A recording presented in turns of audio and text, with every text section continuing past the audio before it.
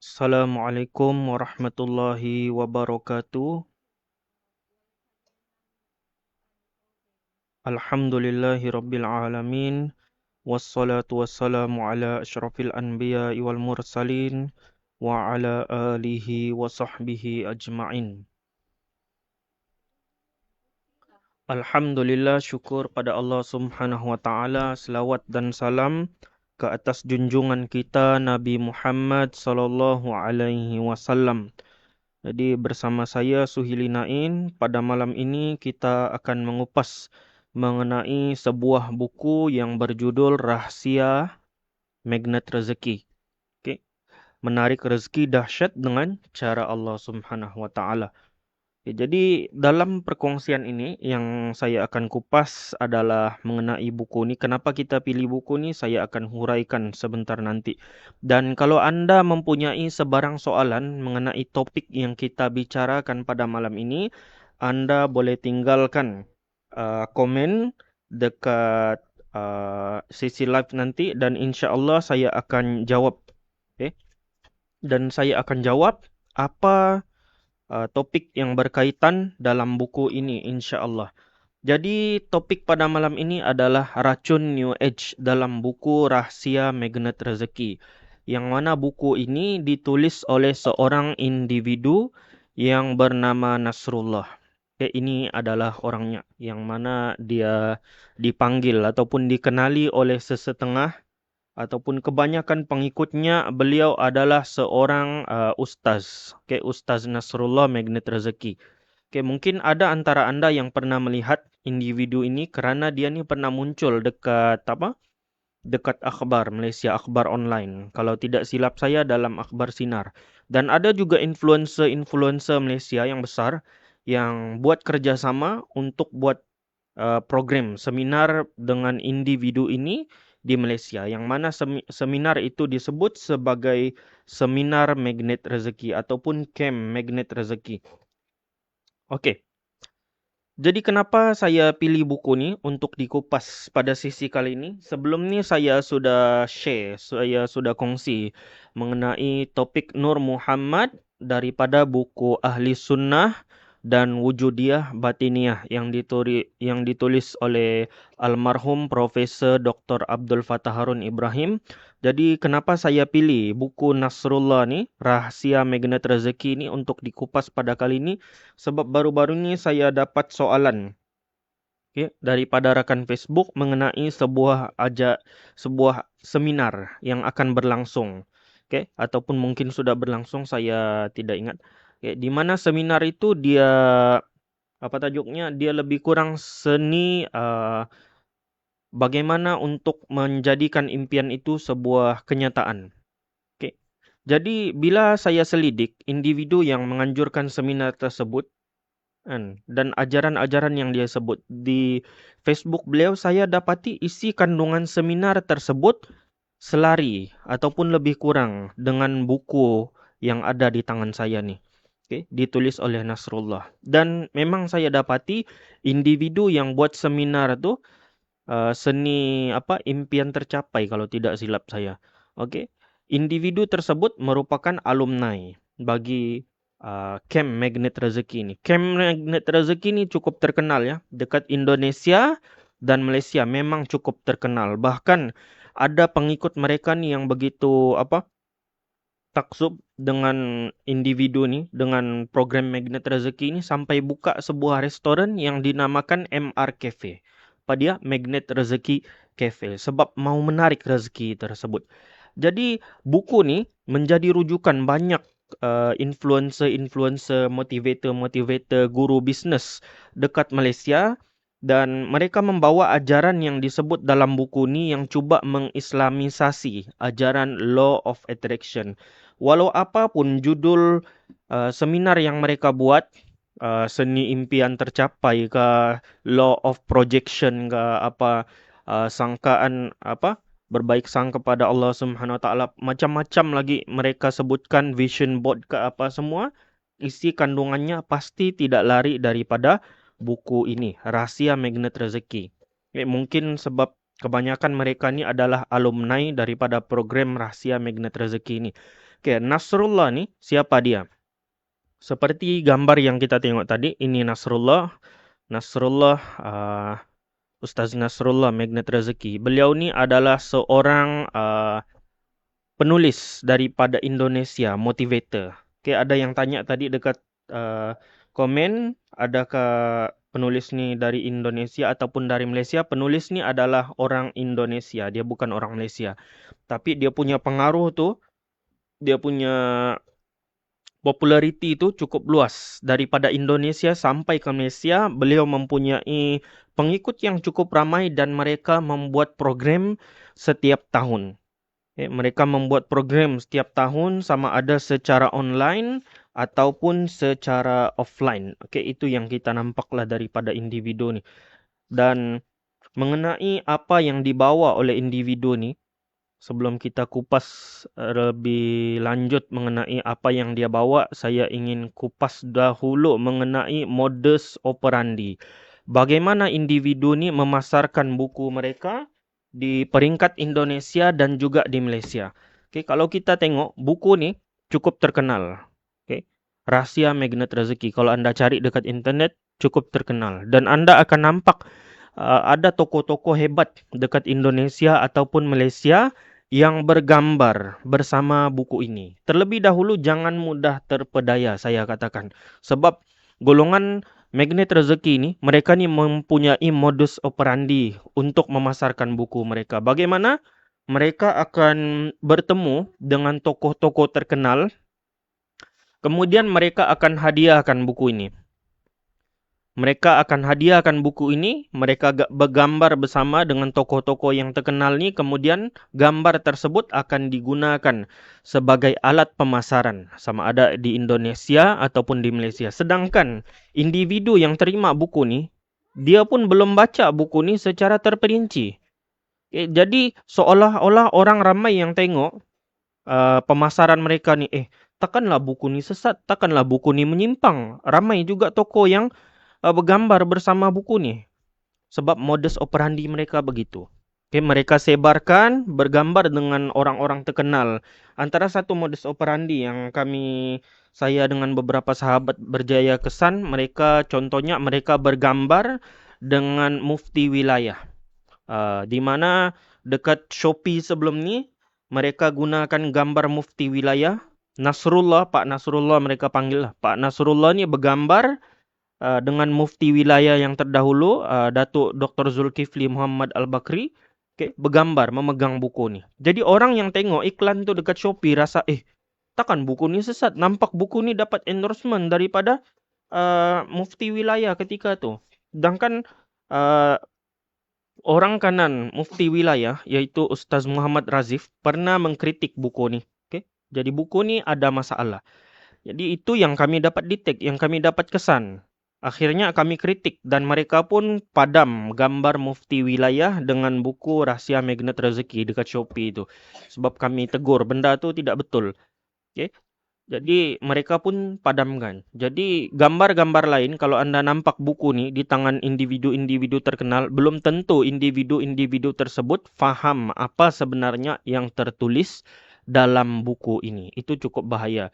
Jadi para influencer ke tokoh-tokoh terkenal cukup tolong berhati-hati. Kalau ada individu yang kurang dikenali bawa barang untuk promosi ke, kalau produk mungkin produk yang baik tidak ada masalah. Tapi kalau buku ni hati-hati. Sebab kita bimbang mereka gunakan sebagai modus operandi untuk memasarkan buku-buku mereka sedangkan buku-buku tersebut mempunyai penyimpangan daripada akidah Islam dan ini benda yang kita tidak mau. Okey.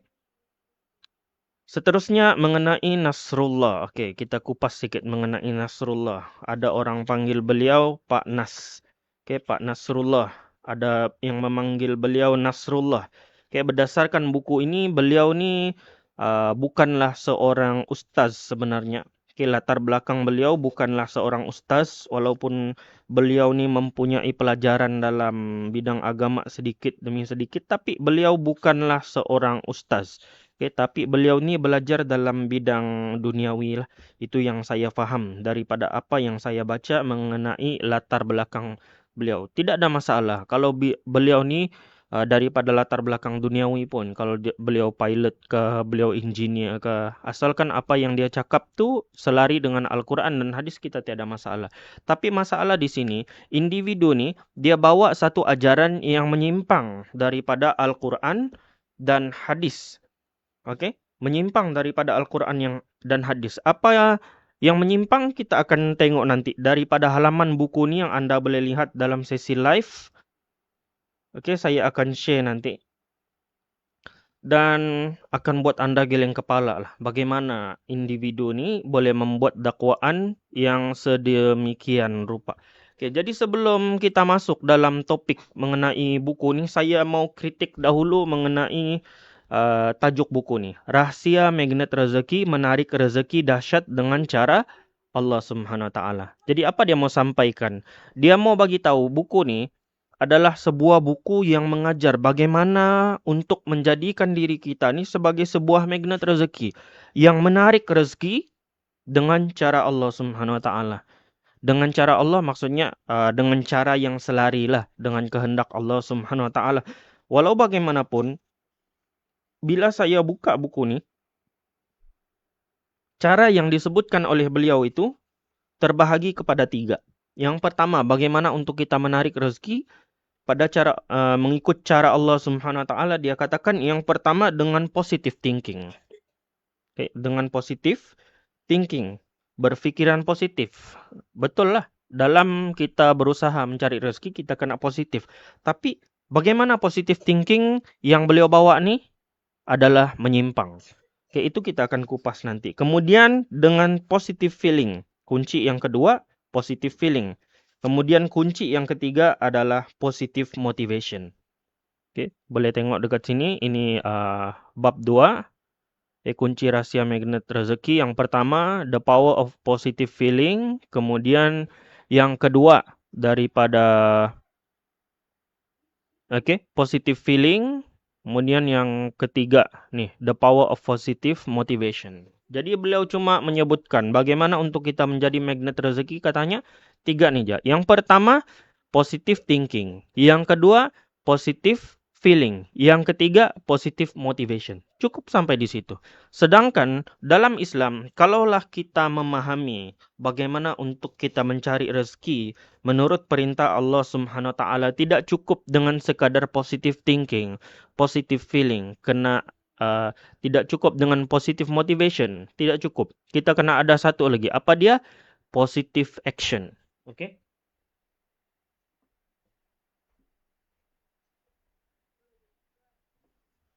Oke.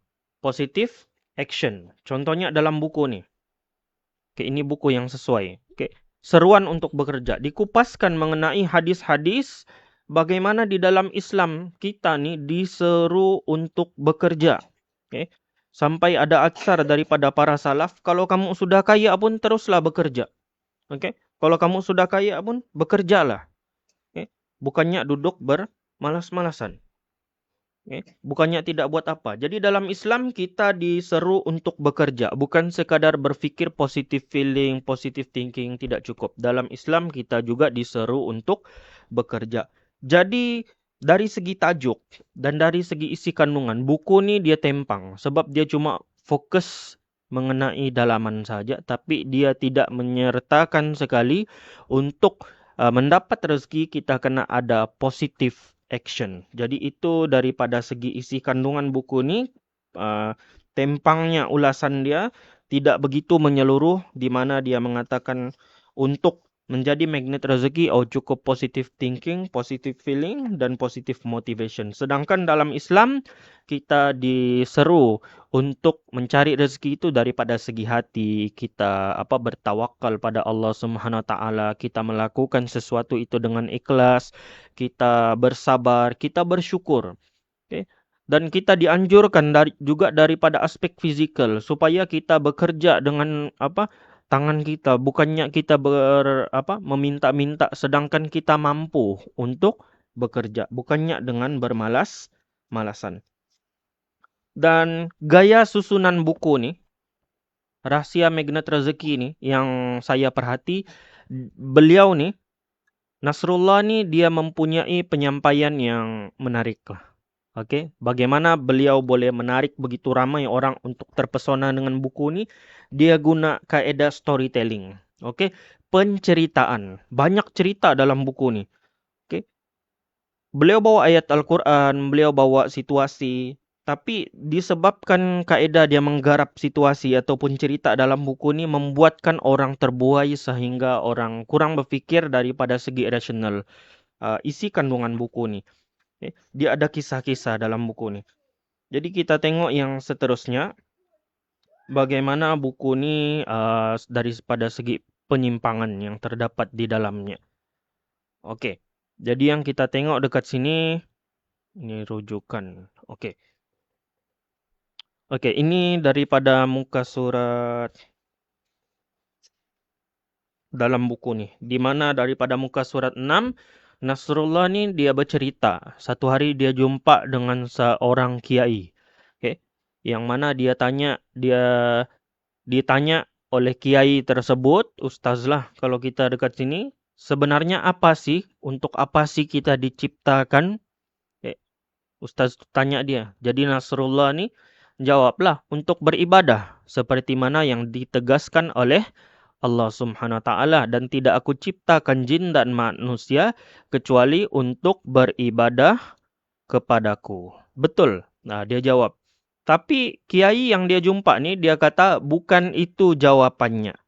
Oke, bukan itu jawapannya. Sekejap.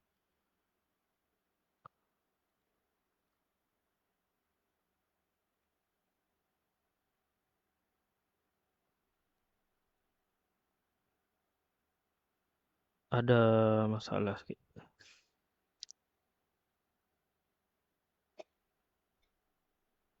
Oke. Jadi kiai tersebut bagi tahu dengan dia, bukan itu jawabannya.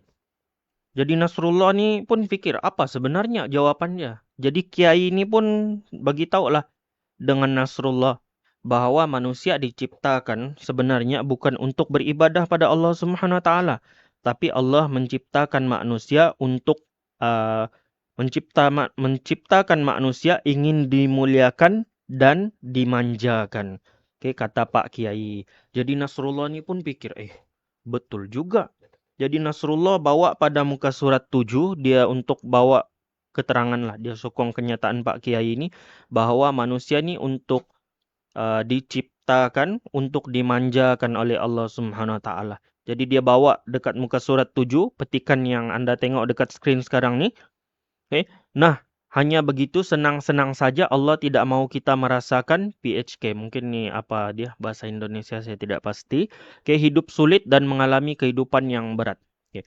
Jadi tujuan Allah mencipta manusia ini, kata Nasrullah dan Pak Kiai tadi, adalah untuk dimuliakan dan dimanjakan. Itu sebenarnya tujuan manusia dicipta, bukannya untuk beribadah pada Allah Subhanahu wa taala. Kemudian dia bawa ayat Al-Qur'an surah Al-Baqarah ayat 35 dan surah Al-A'raf ayat 19 untuk mengatakan tujuan manusia dicipta ini adalah untuk dimanjakan. Apa dia kata? Dan kami berfirman, hai Adam, tinggallah engkau dan istri engkau dalam jannah ini dan makanlah darinya sepuas hati dimanapun kamu berdua suka. Dan firmannya lagi, dan hai Adam, tinggallah engkau dan istri engkau di dalam jannah ini, di dalam syurga, maka makanlah dan minumlah dari mana saja kamu yang kamu berdua sukai. Kalau kita baca ayat ini, betul juga Nasrullah kata nih, manusia sebenarnya dicipta bukan untuk beribadah, tapi untuk bersenang lenang, untuk dimuliakan, dimanjakan. Tapi sebenarnya Nasrullah ketika membawa ayat ini dalam muka surat 7, beliau tidak menukilkan ayat ini secara lengkap. Okay? Allah Subhanahu wa taala ada sebut, kalau kita tengok dalam Al-Qur'an, ayat ini ada sambungan. Di mana Allah Subhanahu wa taala seru kepada Nabi Adam, wahai Nabi Adam, tinggallah engkau dan istri engkau dalam surga ini dan makanlah kamu darinya sepuas hati dimanapun kamu berdua suka. Dan janganlah kamu mendekati pohon. Ada yang Allah Subhanahu wa taala larang Nabi Adam dan Hawa untuk mendekati pohon tersebut. Kemudian pada muka surat 9, Nasrullah buat kesimpulan. Saat di surga dimuliakan dan dimanja. Kayak manusia ini itulah tujuannya katanya. Lalu ketika diturunkan ke bumi, maka tugas beribadah dan menjadi khalifah muncul menjadi sebagai tugas utama. Jadi kepercayaan Nasrullah dalam buku ini, manusia nih di dalam surga, dia bukan dicipta untuk beribadah. Itu tujuan asal manusia, bukan untuk jadi khalifah. Ini adalah satu kaidah memahami ayat Al-Quran yang timpang. Kalau kita tengok konteks ayat Al-Quran yang dia petik tadi, surah Al-Baqarah, ayat 35, kita baca sampai habis. Sebenarnya ketika Nabi Adam dan Hawa dalam surga, adakah di sana ada perintah dan larangan? Ada. Allah perintah Nabi Adam dan Hawa untuk tinggal dalam surga. Dan larangan untuk menjauhi pohon larangan ataupun makan daripada pohon tersebut. Jadi sebenarnya di dalam surga manusia ini sudah ada taklif syara. Oke, kita ini sudah mula diperintahkan untuk beribadah. Ada suruhan daripada Allah tinggal dalam surga, ada larangan daripada Allah jangan makan daripada pohon, jangan dekati pohon tersebut. Tapi Nasrullah potong ayat ini, kemudian dia buat kesimpulan, sebenarnya manusia ini dicipta untuk dimuliakan dan dimanjakan saja. Tugas ibadah itu cuma ada ketika manusia diturunkan ke bumi. Ini dakwaan yang tidak benar sama sekali. Oke, ini adalah dakwaan yang batil yang dibawa oleh Nasrullah. Jadi kefahaman dia dalam memetik ayat ini, dia telah memotong ayat Al-Quran, kemudian dia bawa tafsiran kiai dia yang menyimpang daripada ayat Al-Quran dan hadis. Oke, seterusnya kita masuk pada topik mengenai rujukan buku ini. Oke, berguru menjadi kunci rahasia. Kita tengok. Oke, dalam muka surat 18 hingga 19, Nasrullah berkongsi mengenai rujukan-rujukan beliau. Oke, daripada rujukan beliau sebut di sini ada 10, tapi saya ingin menarik perhatian kita kepada rujukan beliau, kepada rujukan yang pertama, Dr. Masaru Emoto. Dr. Masaru Emoto ini siapa? Dr. Masaru Emoto ini adalah seorang dokter daripada Jepun yang terkenal, yang kononnya membuat eksperimen molekul air. Bila kita ucap satu benda yang positif terhadap air, molekul air itu dia akan bentuk cantik. Tapi kalau kita ucap satu perkara yang negatif, maka molekul air itu dia akan jadi satu bentuk yang buruk ataupun tidak cantik. Masaru Emoto ni sebenarnya bukan saintis. Dia ni belajar dalam bidang perubatan alternatif. Okay? Dia bukan saintis yang saintifik. Dia ni saintis yang pseudoscience. Dan pelajaran Masaru Emoto di peringkat university bukannya daripada university science yang diiktiraf. Tidak. Beliau belajar dalam perubatan alternatif. Tapi itulah ramai dekat Malaysia ni ataupun di luar motivator yang merujuk kepada buku Masaru Emoto ni. Sekejap ya.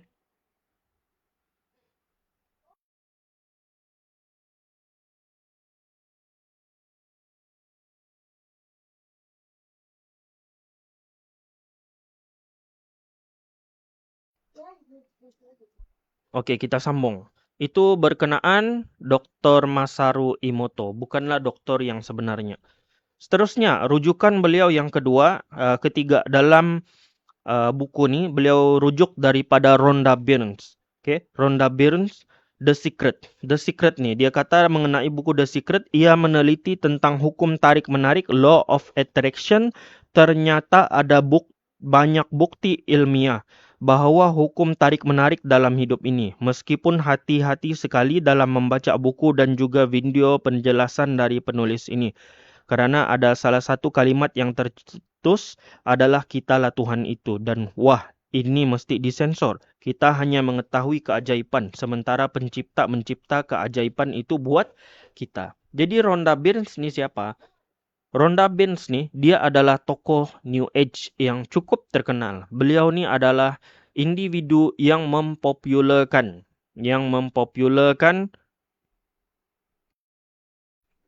beliau ni adalah tokoh New Age yang mempopularkan ajaran Law of Attraction. Okey. Beliau membawa ajaran Law of Attraction. Sebentar ya.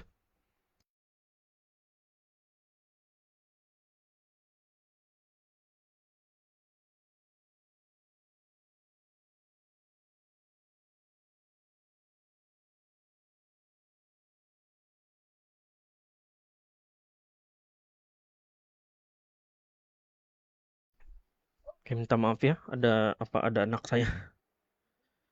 Okey, suara jelas. Jadi sekejapnya. Saya lihat dulu daripada Facebook. Harap tiada masalah.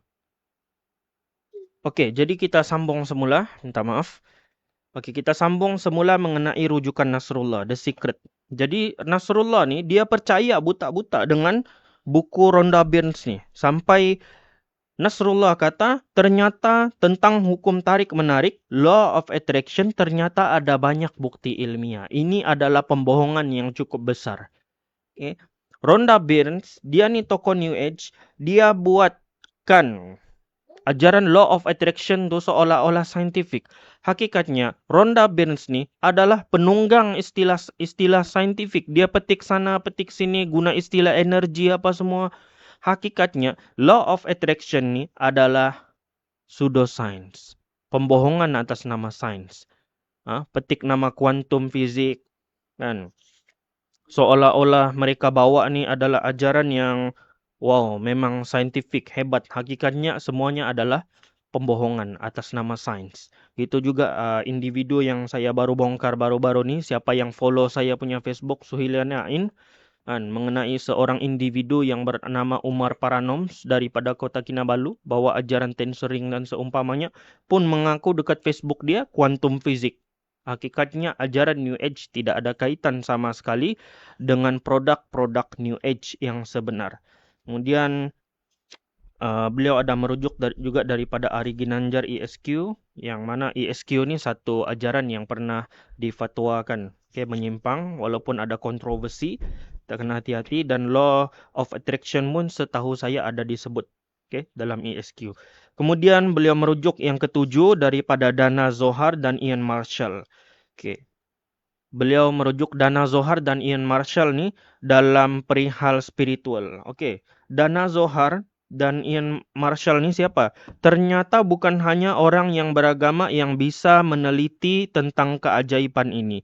Kedua orang di atas merupakan etis yang pun meneliti tentang keajaiban, yakni tentang spiritual quantum, spiritual capital. Dana mengaku etis dari umur 11 tahun, tapi dia menulis buku yang berjudul Spiritual Capital. Sampai-sampai saya bilang, kok bisa orang etis belajar spiritual? Dan beliau membawakan bahagian spiritual dalam buku ini untuk positive motivation. Dia petik daripada Dana Zohar dan Ian Marshall. Ian Marshall nih, beliau adalah etis. Okay? Dana Zohar, Ian Marshall ini adalah golongan yang menyimpang. Etis. Tapi menulis berkenaan spiritual. Kemudian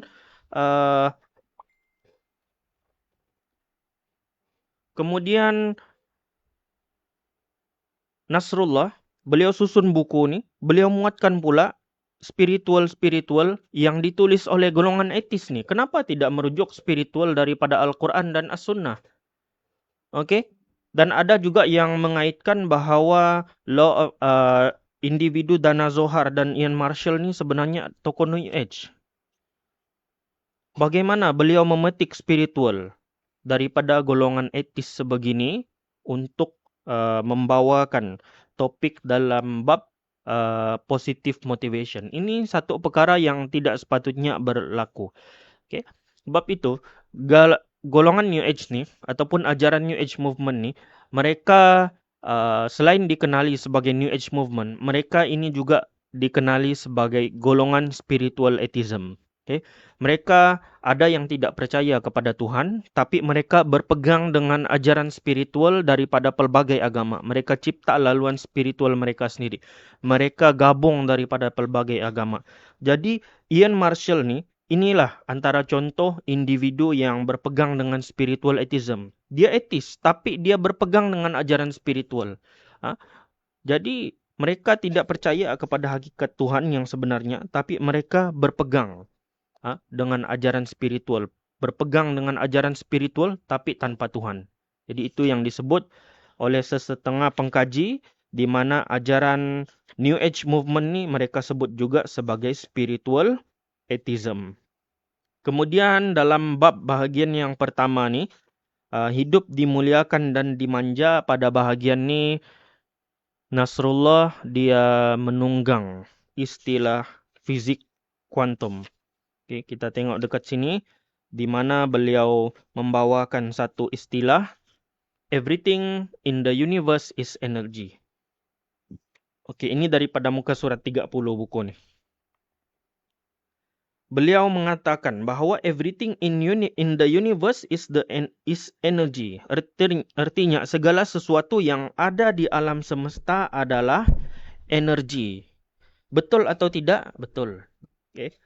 Tapi kefahaman Nasrullah yang dia faham, dalam setiap kehidupan kita ni, ada manusia, ada dunia kehidupan, ada nasib, karakter, kebiasaan, fikiran, perasaan spiritual daripada sebesar-besar zarah, level energi daripada benda, molekul, atom, partikel, kuanta, energi, super energi. Ini istilah yang dia pakai.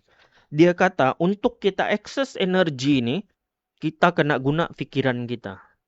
Fikiran kita ni dia mempunyai kuasa seumpama magnet, yang mana setiap apa yang kita fikir, kita boleh akses energi yang wujud di alam semesta ni. Ini adalah satu dakwaan yang merepek, yang tidak berlandaskan kuantum fizik ataupun ilmu saintifik yang wujud pada hari ini. Dalam sains, dalam kuantum, untuk para saintis, para ahli fizik mengakses dunia kuantum tu, berinteraksi dengan elemen-elemen kuantum, mereka perlukan alat-alat yang canggih, bukan alat-alat yang biasa. Alat-alat yang saintifik yang memang terbukti untuk mereka buat eksperimen seperti eksperimen double split dan seumpamanya. Mereka gunakan teknologi. Itu baru ahli fizik, ahli sains yang sebenar. Tapi kepercayaan Nasrullah ni, bila dia bawa konsep everything in the universe is energy, dia kata untuk akses energi itu, kita cuma kena berfikiran positif, kita akan dapat akses kepada energi tersebut, kita akan dapat mempengaruhi energi yang wujud di alam semesta ini. Ini adalah dakwaan yang mengarut. Siapa yang belajar sains, siapa yang belajar benda fisik, kita tahu energi ataupun tenaga yang wujud dekat alam semesta ni bukan sekadar satu jenis energi ataupun tenaga, dia ada banyak jenis. Okay, ada tenaga kimia, ada tenaga elektrik, ada tenaga surya, ada tenaga nuklir, ada tenaga kinetik. Dan setiap tenaga itu untuk kita gunakan, kita kena guna kaedah yang berbeza. Untuk kita dapatkan tenaga kimia, daripada badan kita berfungsi dengan tenaga kimia, kita makan nasi, kita makan daging, kita makan sayur, benda itu akan diproses dalam sistem penghadaman kita menjadi glukosa, menjadi lemak, menjadi apa yang kita makan. Diproses kemudian menjadi tenaga dalam aliran darah kita. Begitu tenaga kimia berfungsi. Kita mau berinteraksi dengan tenaga haba, api. Kita kena ada minyak, kita kena ada pemetik api, kita kena ada kayu untuk buat geseran, kena ada kertas dan pelbagai objek. Baru kita dapat berinteraksi dengan tenaga-tenaga tersebut. Tapi Nasrullah ni bawa konsep everything in the universe is energy. Mau pakai energi itu macam mana? Pakai akal saja. Fikir saja. Kenapa begitu? Sebab dia ambil daripada ajaran Rhonda Byrne dalam buku The Secret yang mengatakan law of attraction, bahawa diri kita ni adalah sebahagian daripada entiti ketuhanan. Ini masalah dia. Bila Nasrullah dia ambil daripada buku-buku New Age, dia cuba islamisasikan, akhirnya dia membawa kepada penyelewengan Al-Quran dan hadis, penyelewengan dalam perkara saintifik yang sebenar. Ini masalah daripada segi saintifik. Ini adalah pembohongan.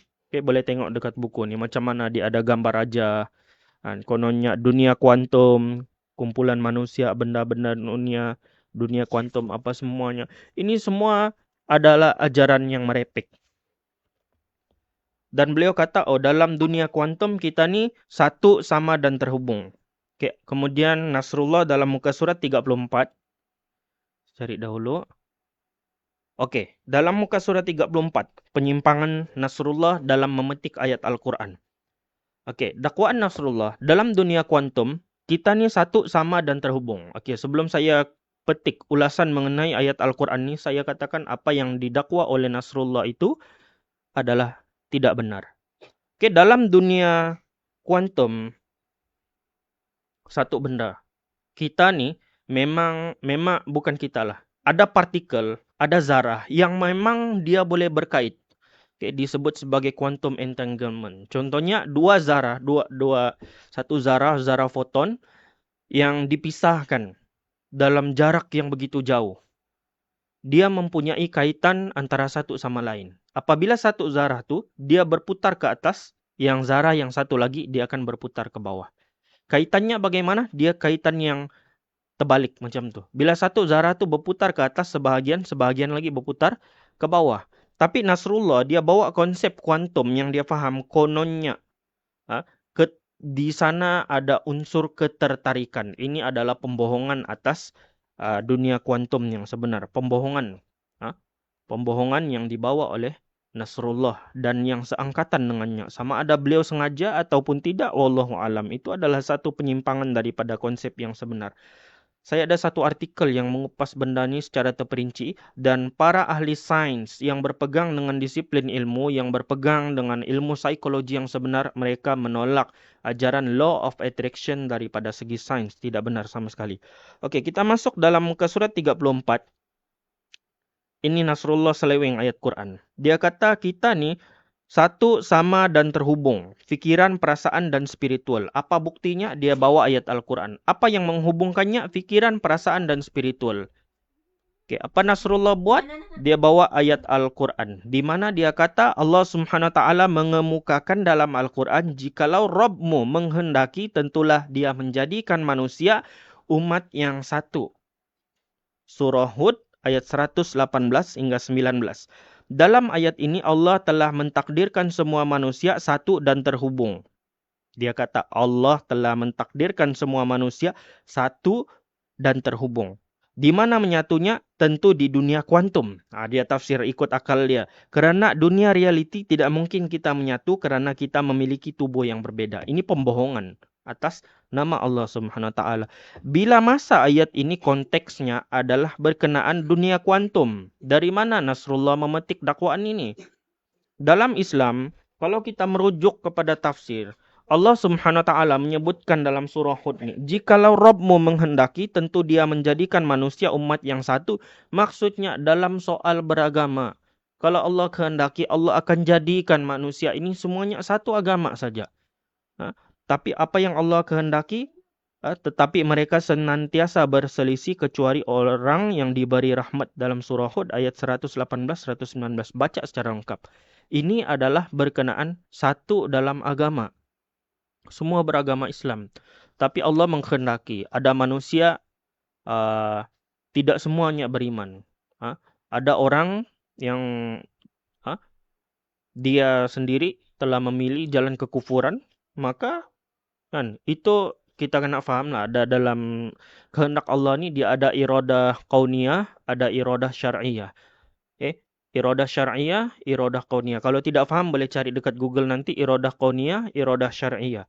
Jadi dalam iradah kauniyah Allah kehendaki tidak ada manusia ni ada yang berada di jalan lurus, ada yang berada di jalan yang menyimpang.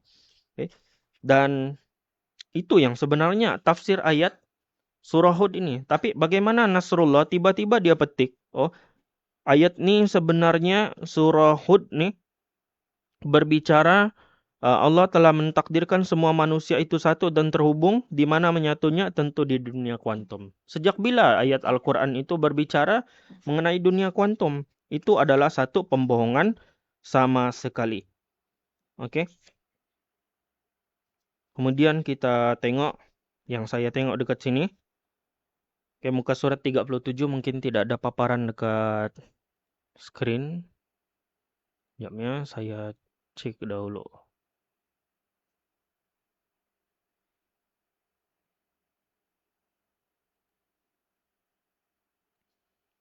Oke, ini daripada muka surat. Mana muka surat ni?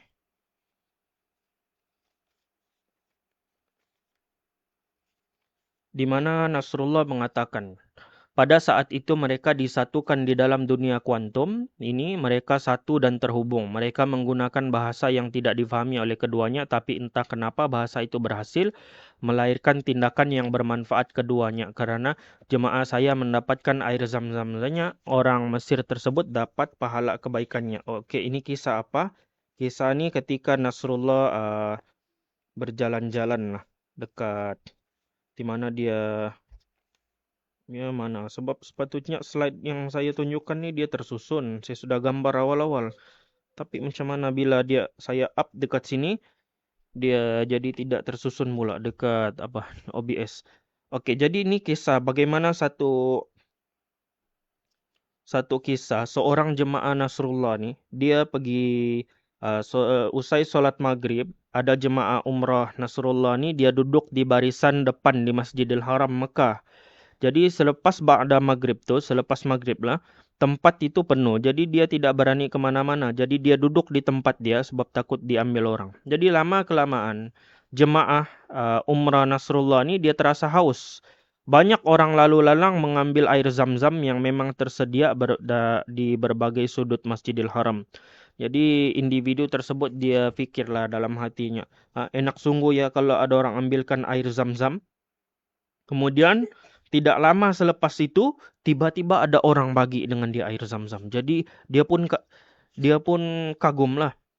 Macam mana boleh benda itu berlaku? Niat mau dapat air zam-zam, tiba-tiba ada orang datang bagi air zam-zam. Ini dia kata, benda ni sebenarnya berfungsi melalui dunia kuantum. Ya, sekali lagi dia mengaitkan ajaran ibadah agama ni dengan dunia kuantum. Saya tidak tahu dari mana dia petik asalnya. Ini adalah rekaan dia sendiri. Dan benda ni kalau kita faham, ni teknik penceritaan dia ni. Banyak Nasrullah banyak dia bawa cerita-cerita dalam buku ni. Cerita-cerita yang dia bawa ni lebih kepada berbentuk confirmation bias.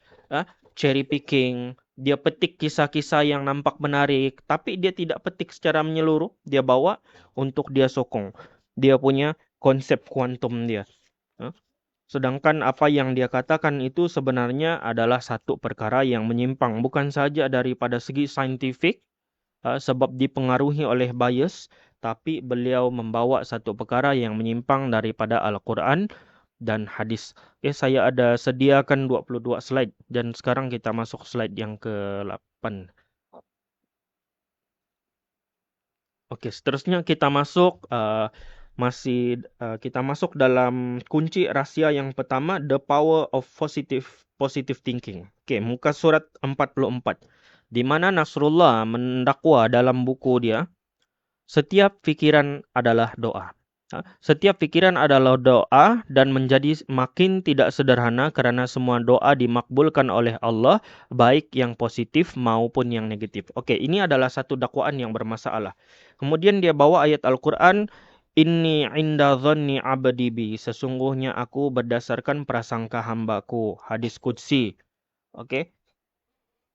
Ini ada satu masalah. Masalahnya apa? Dia kata setiap pikiran adalah doa. Sejak bila setiap pikiran adalah doa? Dalil dia apa? Aku adalah berdasarkan prasangka hambaku. Tidak benar. Ayat tersebut kalau kita cek di dalam hadis yang sahih. Hadis tersebut menyatakan mengenai aku adalah menurut sangkaan hambaku, ianya adalah dalam 3 perkara. Para ulama syarah, bagaimana aku menurut sangkaan hambaku? Dalam soal ibadah, bila kita beribadah kepada Allah Subhanahu Wa Taala, kita mengharapkan, kita bersangka baik dengan Allah Subhanahu Wa Taala bahwa Allah Subhanahu Wa Taala akan menerima pahala amalan yang kita lakukan. Bila kita beristighfar, kita yakin bahwa Allah Subhanahu Wa Taala itu Maha Pengampun. Bila kita beristighfar, memohon ampun pada Allah Subhanahu Wa Taala. Bila kita ditimpa musibah, kita yakin bahwa setiap musibah itu ada hikmahnya. Ada ganjaran pahala daripada Allah Subhanahu Wa Taala bila kita bersabar. Itu konteks sebenar ayat Inni inda dhanni abdi bi. Itu ayat, itu konteks sebenarnya. Tapi Nasrullah menggunakan hadis tersebut sebagai dalil kononnya setiap pikiran adalah doa. Ini adalah satu dakwaan yang menyimpang. Dia telah menyelewengkan hadis tersebut untuk membawa dakwaan setiap pikiran adalah doa. Ini dia coba islamisasi law of attraction lah nih. Dia kata law of attraction tu dalam law of attraction ni dia katakan yang asal lah, yang dalam versi barat, setiap apa yang kita fikir tu dia memancarkan vibration ke alam semesta, kemudian alam semesta akan membalas sesuai dengan apa yang ada dalam hati kita. Minta maaf. Dan menjadi makin tidak sederhana karena semua doa dimakbulkan oleh Allah, baik yang positif maupun negatif. Ini tidak benar. Allah Subhanahu Wa Taala hanya memakbulkan doa-doa yang baik sahaja. Kita mahukan kebaikan, itu akan dimakbulkan oleh Allah Subhanahu Wa Taala.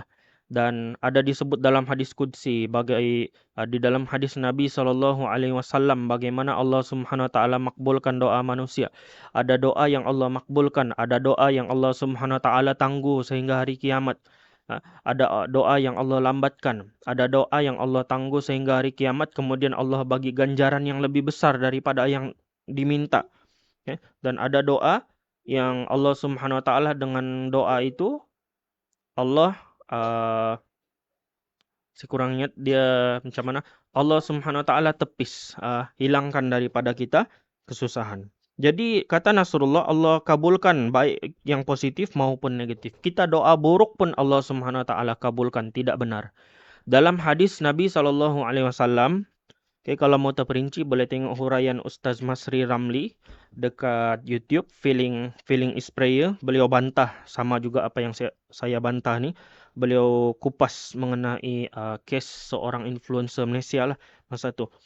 Jadi doa yang negatif secara umumnya Allah tidak kabulkan, kecuali bila mana doa yang negatif itu dia bertepatan dengan waktu mustajab, kecuali. Jadi ini adalah dakwaan yang bercanggah dengan Al-Quran, dengan hadis, di mana kata Nasrullah, semua doa dikabulkan oleh Allah, baik yang positif maupun negatif. Hakikatnya doa yang negatif tidak dikabulkan oleh Allah Subhanahu wa ta'ala secara umumnya. Melainkan doa itu bertepatan dengan waktu yang mustajab. Ini adalah penyimpangan Nasrullah terhadap hadis. Sesungguhnya aku berdasarkan sangkaan hambaku. Kemudian dia petik pula ayat Al-Quran. Udu'uni astajib lakum. Mintalah kepadaku, pasti aku akan kabulkan. Okay. Surah Ghafir ayat 60. Tapi ayat itu tidak ada kaitan sebenarnya dengan Law of Attraction ataupun New Age Movement. Oke, jadi golongan New Age nih bukan setakat Nasrullah saja, mereka selalu bawa satu slogan. Setiap apa yang kita pikir, setiap apa yang kita rasa, setiap apa yang kita ucap, setiap apa yang kita buat, semuanya adalah doa. Oke, persoalannya, adakah benar setiap apa yang kita ucap adalah doa? Ajaran New Age begitu. Jadi mereka nih takut. Kalau kita ucap, jangan sebut perkataan miskin katanya, sebut belum kaya. Jangan sebut perkataan sakit katanya, sebut belum sehat. Jangan sebut perkataan susah, cakap belum senang. Sebab dia kata setiap ucapan itu adalah doa. Kalaulah kita belajar bahasa Arab, kita tahu dalam bahasa Arab, ucapan manusia itu ada pelbagai kategori. Ada perintah, ada larangan, ada pengharapan, ada doa, ada larangan dan seumpamanya. Tapi Nasrullah ini dia kata, setiap kata-kata itu adalah doa. Di mana dekat bahagian ini, muka surat 45, pada suatu saat ada orang datang kepada saya. Pak Nas, saya sudah sholat duha, sudah sholat tahajud, sudah sedekah. Kok doa saya tidak dikabulkan? Kok saya masih miskin? Jadi apa Nasrullah jawab dengan lelaki ini? Nah, itu udah dikabulkan kok, jawab saya. Karena memang tidak mungkin doa tidak dikabulkan. Tuh yang dikabulkan kata-kata kamu yang terakhir, tambah saya. Dia terkejut mengingat kata terakhir yang dia sebut adalah miskin. Jadi duhanya gak laku, tahajudnya gak laku, sedekahnya gak laku. Yang laku pikiran kamu, miskin kamu itu. Saya berusaha menjelaskan. Nasrullah kata, lelaki itu doa dia tidak dikabulkan, tapi yang dikabulkan sebab lelaki yang jumpa Nasrullah ini sebut perkataan miskin. Dia tanya Nasrullah, kok saya masih miskin? Apa sebenarnya yang dibuat oleh Nasrullah dalam muka surat 45 nih? Dia seolah-olah menggambarkan bahwa Allah itu jahil, tidak tahu apa yang hambanya minta, tidak tahu apa yang hambanya pohon daripadanya. Semata-mata individu itu menyebut perkataan miskin. Bukan dia minta miskin, bukan dia doa miskin. Ya Allah miskinkan aku. Bukan, dia cuma memberi keterangan. Tapi Nasrullah kata, itu adalah doa. Jangan sebut perkataan miskin. Jadi ini penyimpangan Nasrullah dalam berdoa. Oke, kemudian kita tengok. Kita kupas pada halaman yang seterusnya. Oke, hidup kita adalah proyeksi. Oke, ini dia bawa ajaran yang mana dia ubah suai. Law of Attraction itu nama yang terkenal dekat barat. Dalam buku-buku Rhonda Byrne, dalam buku-buku Brian Tracy. Law of Attraction adalah ajaran yang terkenal. Tapi dalam buku Nasrullah nih, dan pengikut-pengikut di Malaysia, mereka tidak sebut Law of Attraction, biasanya lah. Mereka akan sebut law of projection. Apa itu law of projection? Mereka ubah suai sikit nama dia. Mereka akan katakan, hidup kita nih seumpama projector. Anda pasti pernah melihat projector. Cara kerjanya adalah sebuah laptop dihubungkan ke projector. Kemudian projector itu memancarkan cahaya yang berulang-ulang. Dengan frekuensi tetap sepanjang listrik proyektor itu masih dinyalakan. Jadi kata Nasrullah ini begini. Pikiran kita nih, hidup kita nih adalah proyeksi. Proyeksi daripada pikiran kita. Apa yang kita pikir, dia terpancar. Mencipta nasib kita. Ini adalah satu dakwaan yang cukup bahaya. Muka surat 46. Tengok dekat sini yang saya tunjukkan. 46, maka ilmu ini menjadi tidak sederhana karena pikiran kita ternyata sangat-sangat powerful dalam menciptakan nasib hidup kita. Apa yang bahaya di sini? Bahayanya garbage in, garbage out, yang masuk sampah, yang keluar sampah juga. Diamond in, diamond out, yang masuk berlian, yang keluar pasti berlian. Jadi kata Nasrullah, minda kita nih, apa dia? Tersangat-sangat powerful dalam menciptakan nasib hidup kita. Saya tanya tuan-tuan, takdir manusia nih, siapa yang menciptakannya? Takdir manusia nih sudah ditentukan oleh Allah Subhanahu wa taala sebelum manusia dicipta. Dalam ajaran ahli sunnah wal jamaah, dalam kita beriman terhadap takdir, ada beberapa peringkat. Beriman bahwa takdir itu terkandung ilmu Allah Subhanahu wa taala, sudah terkandung dalam ilmu Allah Subhanahu wa taala. Ada penulisan, ada kehendak Allah Subhanahu wa taala, dan ada pelaksanaan daripada Allah Subhanahu wa taala. Jadi takdir manusia ada tertulis di Lauh Mahfuz. Okay? Dan Allah tahu apa yang kita akan buat. Allah beri kita taklif, Allah beri kita ilmu, dan apa yang kita pilih Allah Subhanahu wa taala akan tahu. Tapi kata Nasrullah, apa ini? Karena pikiran kita ternyata sangat-sangat powerful dalam menciptakan nasib hidup kita. Ini tidak benar, bercanggah dalam konsep akidah. Dalam akidah, yang menciptakan nasib ataupun takdir bukan kita. Kita ini berusaha, kita ini melakukan, tapi hakikatnya semua itu yang menciptakannya adalah Allah Subhanahu wa taala. Ini kalau kita tidak hati-hati, perkataan ini boleh menjurus kepada akidah qadariyah. Ya, kita tengok nanti satu dakwaan yang lebih bahaya daripada Nasrullah berkait dengan soal nasib nih. Oke, di mana dia kata, oh manusia nih sebenarnya miskin itu bukan Allah yang tentukan, bukan Allah yang tetapkan, tapi manusia yang menjadikan dirinya miskin. Oke, ini satu benda yang menyimpang. Kalau kita faham soal akidah, soal kemiskinan apa semua, rezeki, kita berusaha. Rezeki itu daripada Allah Subhanahu wa taala. Boleh jadi kita berusaha sekuat hati, tapi takdirnya kita tidak jadi kaya juga. Jadi apakah kita katakan, oh bukan Allah Subhanahu wa taala yang menetapkan miskin? Jadi kita akan tengok nanti. Kemudian Nasrullah sebut di sini pada muka surat. Sekejapnya saya on download. Oke.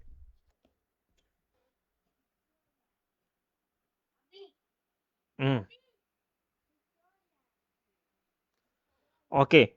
Jadi pada Nasrullah kita nih dalam muka surat 47, 48.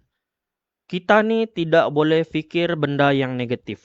Okay? The power of positive thinking, kita kena positif sepanjang masa. Jangan fikir benda yang negatif. Macam mana konsepnya? Kita tengok dekat sini. Oke? Misalnya, Anda melihat seorang koruptor ditangkap. Koruptor ini apa? Dalam bahasa Malaysia, perasuah. Oke, orang yang terlibat dengan rasuah. Apa yang ada di dalam pikiran Anda? Mungkin Anda berpikir seperti ini. Oh, mampus loh. Mati aja sekalian. Mending dicincang-cincang aja. Dasar sampah masyarakat. Jadi apa kata Nasrullah? Kalau kita terdetik dalam hati kita gini, apa yang terjadi dalam pikiran Anda ketika keluar pikiran seperti itu? Sebuah energi terpancar di alam dan menjadi doa. Ya Allah, jadikan aku mampus. Ya Allah, jadikan aku mati sekalian. Jadikan aku dicincang-cincang. Jadikan aku sampah masyarakat. Dan semua doa dikabulkan sebentar lagi. Semua itu akan terwujud menjadi nasib kita. Stop, na'udzubillah min zalik. Fakta koruptor ditangkap malah menjadi doa yang tidak baik kepada kita. Apa sebenarnya yang Nasrullah merepek di sini? Dia kata, kalau kita fikir benda yang tidak baik, kita nampak penjahat. Jangan fikir benda yang tidak baik pasal dia. Sebab itu akan menjadi doa pada diri kita. Setiap niat. Takkan Allah tidak tahu bila kita ucapkan itu kita bukan sedang berdoa, kita sedang menyatakan sesuatu. Tapi bagaimana Nasrullah mendakwa perkara yang sedemikian rupa. Jadi kalau jumpa perasuah itu apa perlu kita cakap, kata Nasrullah muka surat 49, terhadap koruptor itu bisakah kita bilang begini, wow keren. Ya, wow keren, cukup cakap begitu. Jadi kalau nampak perasua kah, penjenayah kah, pembunuh kah, peminum arak kah, jangan cakap, kau ni bagus polis tangkap. Nanti itu kita mendoakan diri kita ditangkap polis. Lebih kurang begitu katanya. Jadi kita kena sebut apa? Wow keren, wow mantap, wow hebat. Nampak penjenayah jangan cakap begitu. Ha? Jangan cakap yang buruk, jangan cakap perkara yang selayaknya. Harap kau ni ditangkap polis, jangan cakap begitu. Tapi cakaplah wow keren, wow mantap. Untuk kita kekal positif. Ini ajaran mana nih? Daripada mana? Oke, ini satu dakwaan yang tidak sepatutnya berlaku. Oke, walaupun dalam kehidupan kita nih memang ucapan kita tuh boleh mempengaruhi cara kita berpikir, cara kita melakukan sesuatu. Tapi ini adalah satu benda yang cukup melampau. Nampak penjenayah ndak boleh cakap, mudah-mudahan kau ni ditimpa masalah. Mudah-mudahan kau ni dapat balasan yang buruk. Jangan cakap begitu, kau kena cakap keren, mantap.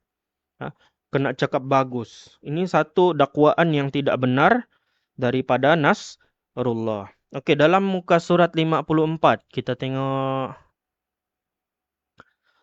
54 di sini. Inginnya si kaya tapi fokusnya ke miskin. Inginnya si lunas tapi fokusnya ke utang. Inginnya si hidup bahagia tapi fokusnya ke penderitaan. Alam pikiran dan alam bawah sadar kita tidak memancarkan keinginan tapi dia memancarkan energi yang kita fokuskan. Yang menjadi doa bukan keinginan tetapi yang difokuskan. Oke, ini dakwaan yang cukup berbahaya daripada Nasrullah. Yang menjadi doa bukan keinginan tapi yang difokuskan. Sebenarnya kita nih berdoa dengan Allah Subhanahu wa taala. Kita berdoa kepada Allah Subhanahu wa taala. Kita berdoa, Allah Subhanahu wa taala akan makbulkan apa yang kita inginkan, bukan apa yang kita fokuskan. Ada seorang penulis Malaysia, dia petik daripada Nasrullah ni juga, kita kena ada disiplin kata dia. Pak Nas ajar, kena ada disiplin kata. Jangan sebut, saya tidak mau sakit, saya tidak mau miskin, saya tidak mau susah. Tapi kena sebut, saya mau sehat.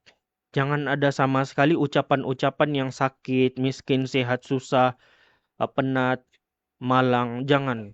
Sedangkan kalau kita bandingkan dalam doa Nabi SAW, ajaran Nasrullah ni the gang dia ajar macam mana? Dalam doa kena sebut benda yang positif saja. Jangan sebut benda yang negatif.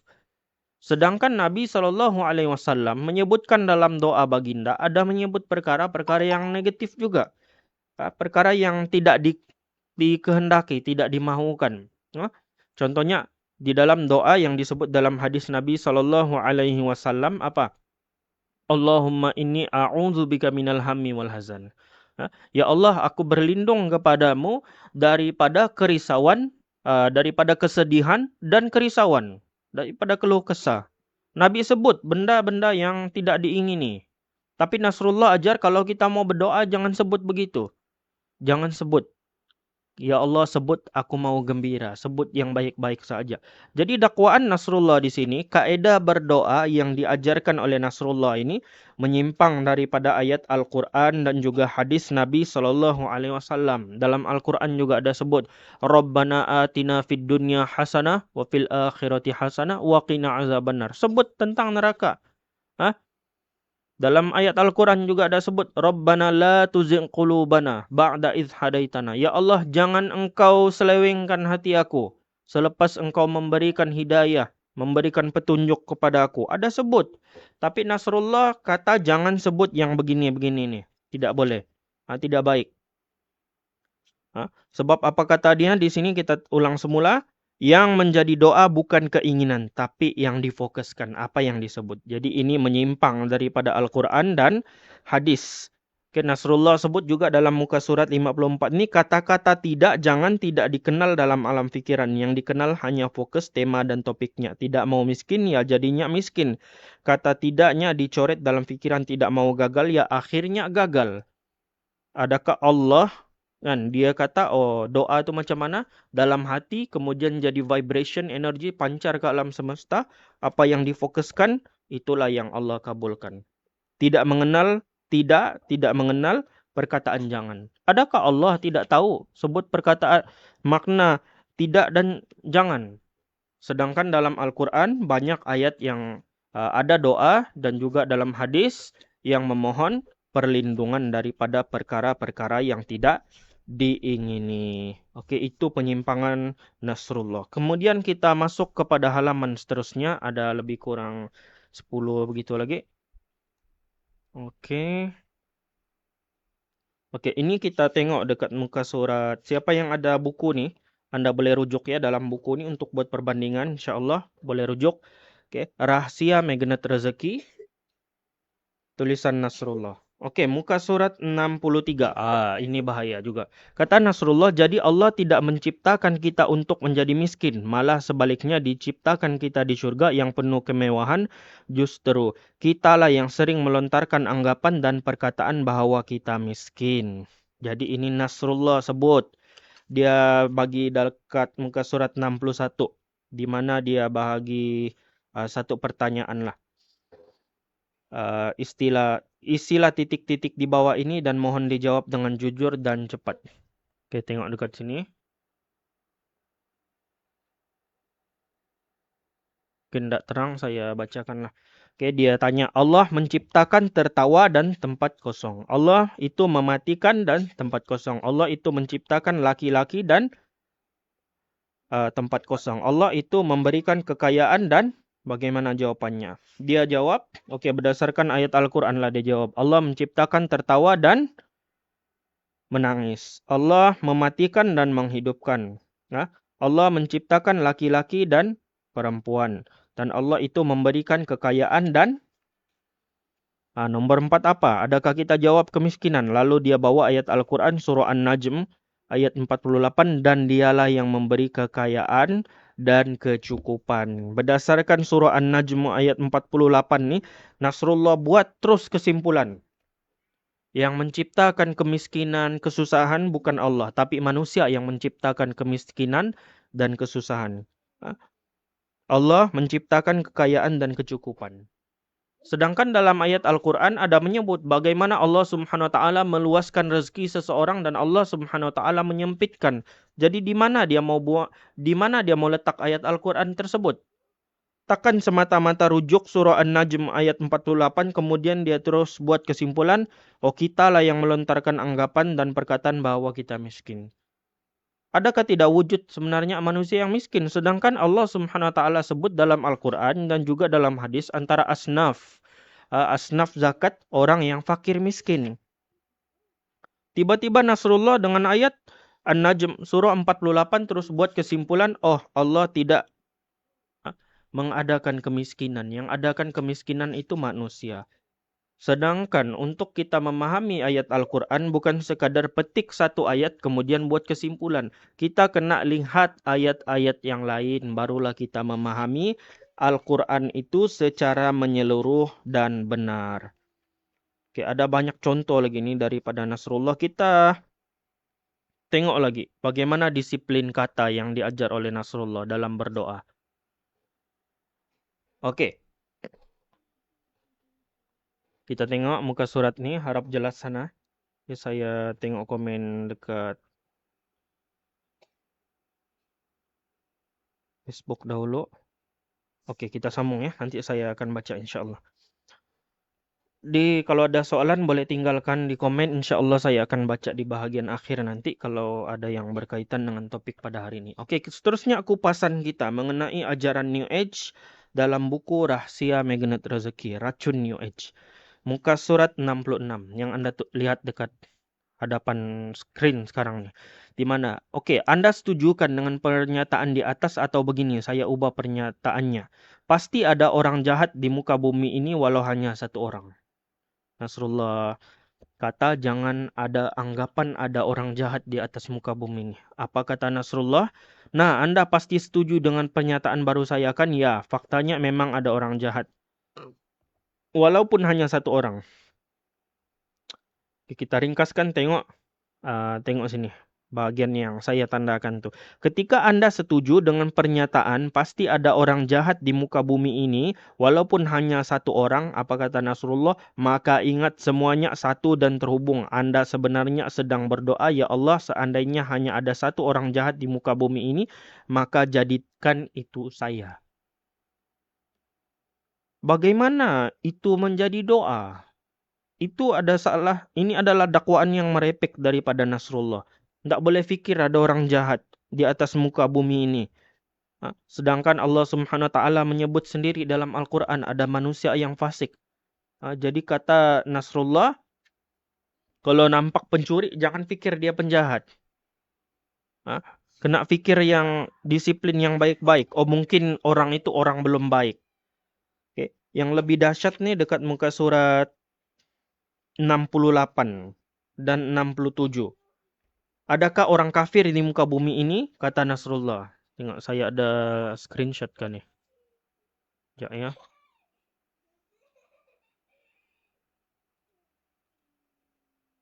Oh tiada.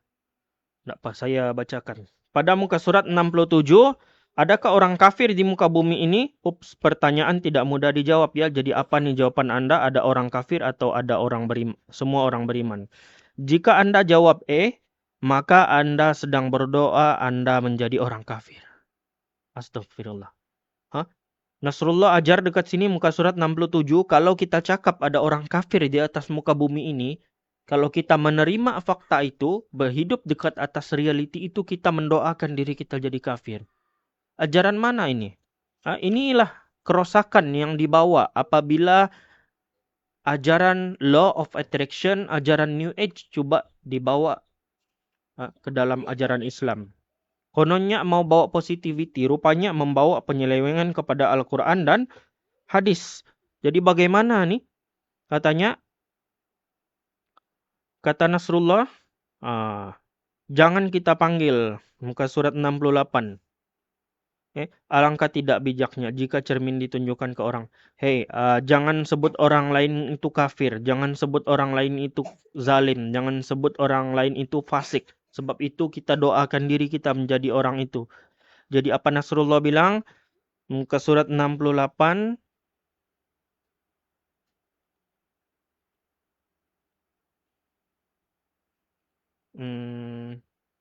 Oke, ini. Muka surat 68. Lalu urusan orang lain kafir, zalim, fasik, musyrik sebenarnya juga bukan urusan kita. Itu adalah urusan Allah. Kita tidak mengetahuinya. Atau jika pun mandat penilaian itu diberikan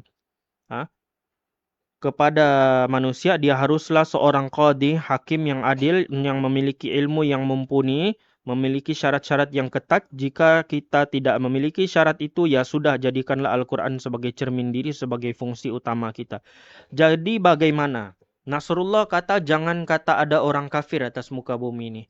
Jadi bagaimana Nasrullah ajar kita untuk berinteraksi kalau kita nampak orang kafir? Apa kita sebut? Kata Nasrullah, ya semua orang di atas muka bumi ini beriman. Tapi imannya bertingkat-tingkat. Ada juga sih yang levelnya 0, kosong. Tapi yang penting semuanya beriman dan pantas mendapatkan kasih sayang dari sisi Anda. Setuju? Apa beza orang yang imannya 0, kosong dengan orang yang kafir? Apa beza? Nasrullah nih membawa ajaran yang tidak berpijak pada reality tapi hidup dalam khayalan. Menyanggahi ayat Al-Quran dan hadis. Katanya Al-Quran itu sebagai cermin diri. Itu tujuan Al-Quran. Sedangkan Allah Subhanahu wa taala sebut dalam Al-Quran bahwa Allah menurunkan Al-Quran itu supaya manusia dapat berhukum dengan adil. Tapi apa Nasrullah kata? Atau jika pun mandat penilaian itu diberikan kepada manusia, dia haruslah seorang qadhi atau hakim yang adil. Jadi mandat menilai orang nih sebagai kafir ataupun musyrikkah cuma hakim dan qadhi saja. Jadi kalau kita nampak orang masuk pergi gereja, kita nampak orang masuk pergi kuil, jangan kata dia kafir, jangan kata dia tidak beriman. Katakan dia itu orang beriman tapi imannya kosong. Ini ajaran Nasrullah. Oke? Boleh baca sendiri. Kalau Anda ada buku nih, boleh baca sendiri. Betapa dahsyatnya dakwaan dia. Oke. Jadi orang yang boleh nilai sejak qadi dan hakim. Jadi kalau qadi dan hakim yang boleh nilai, tidakkah qadi dan hakim itu akan mendoakan dirinya sendiri juga ikut ajaran Nasrullah? Ini adalah satu penyimpangan yang cukup besar, satu kekarutan. Tapi sayangnya ada juga yang mempertahankan ajaran sebegini. Kalau kita lihat Nasrullah ini, dia punya ajaran memang sangat populer dekat Indonesia. Mereka buat program setiap tahun. Ini adalah satu kata-kata yang kufur, yang membawa kepada ajaran liberalisme. Manusia tidak layak untuk menghukum.